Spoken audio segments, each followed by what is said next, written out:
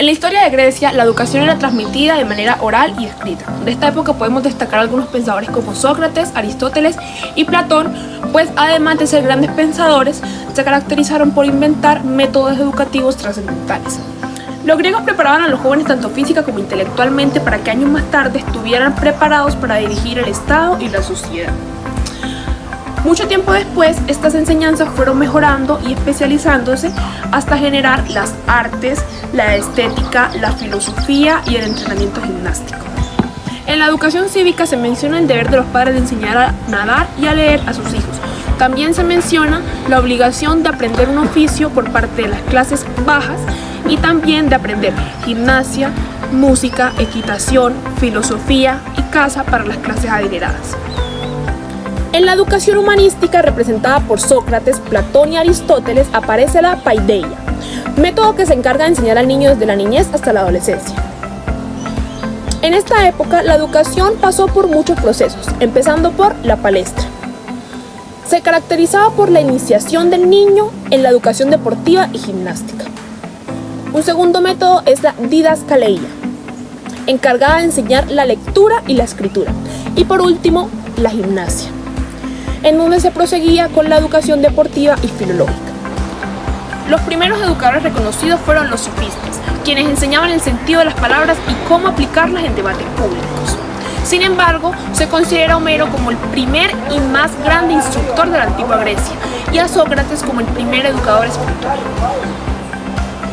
Representantes de la antigua Grecia. Sócrates fue el padre de la mayéutica, método que se basaba en hacer preguntas a sus alumnos para poder proporcionarles los conocimientos necesarios. Fue el padre de la dialéctica, pues para él el bien consistía en sacar al ser humano de la ignorancia por medio de este método filosófico. Afirmaba además que la ironía, la refutación, el diálogo y la duda hacían parte del proceso de enseñanza-aprendizaje. Platón apela a la hermenéutica como manera de construir ideas y significados.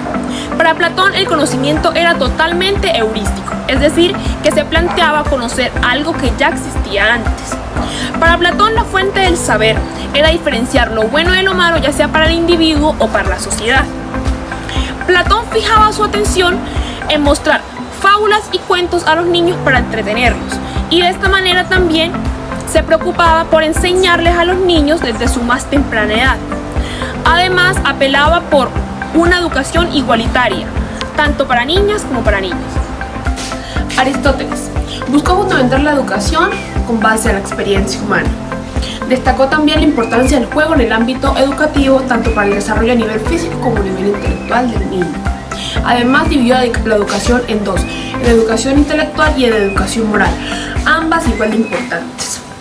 Homero, con sus obras La Ilíada y la Odisea, aportó a la educación el desarrollo y el crecimiento personal del ser humano y además enfatizó en valores y principios que las personas deben alcanzar. Pitágoras destacó la importancia de la educación basada en valores y en el afecto que deben otorgar los padres y el maestro al niño. La historia de Egipto.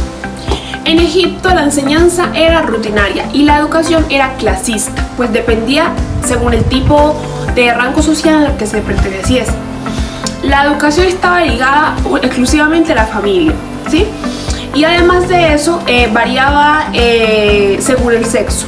Por ejemplo, las niñas que no pertenecían a la clase noble debían aprender oficios y cómo comportarse en la casa, también a tocar un instrumento, a bailar o a cantar, para poder de esta manera conseguir trabajo como cantante o como bailarina en los palacios. Representante del Antiguo Egipto.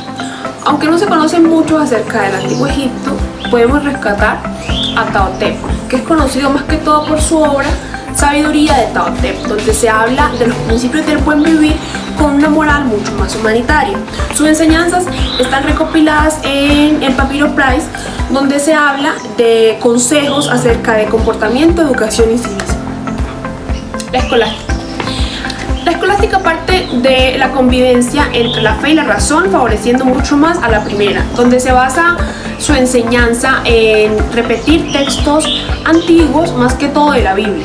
Su máximo representante fue Santo Tomás de Aquino y él afirmaba que lo esencial en la educación radicaba en la formación de la integridad, de la libertad y de las virtudes como fundamento en cualquier proceso educativo.